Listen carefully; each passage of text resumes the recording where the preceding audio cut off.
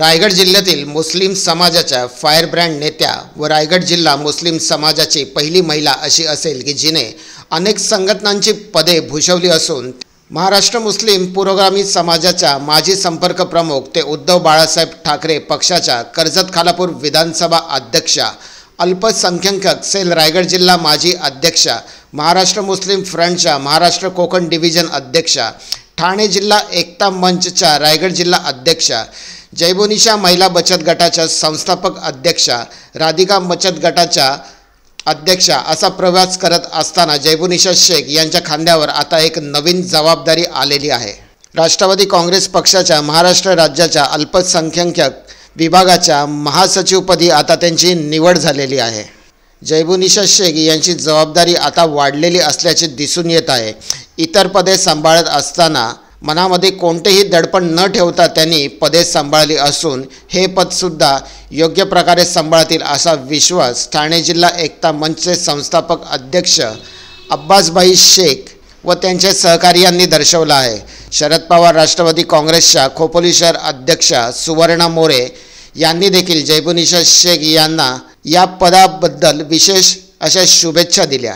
महाराष्ट्राचे महासचिव पद दिल्याने राष्ट्रवादी काँग्रेस पक्षाचे आभार मानताना मुस्लिम समाजाच्या एक महिला एवढ्या मोठ्या पदावर विराजमान होत आहेत त्याबद्दल राष्ट्रवादी काँग्रेस पक्षाचे आभार हमीद शेख यांनी मानले।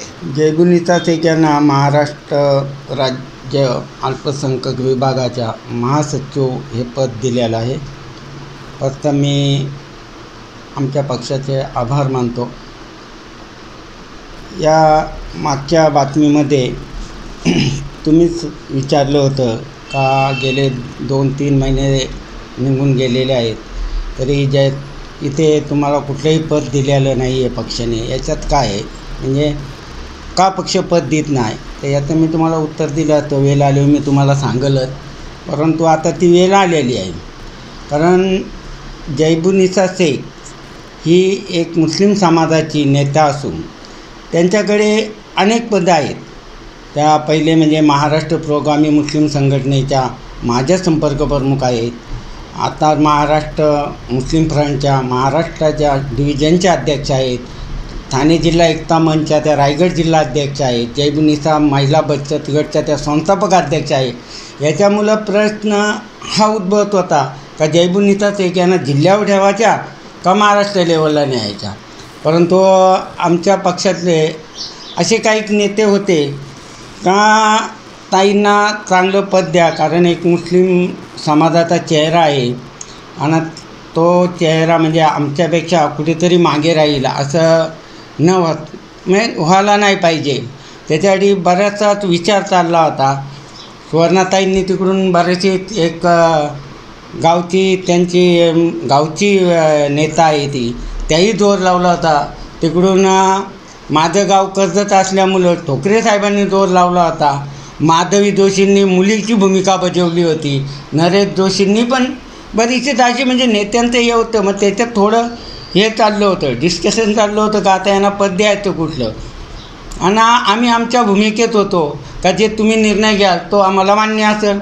परंतु ताईंनी अतुल पाटलांनी इकडून खोपोलीच्या बाजूने मोठा जोर लागला होता का ताईंना चांगलं पद द्या।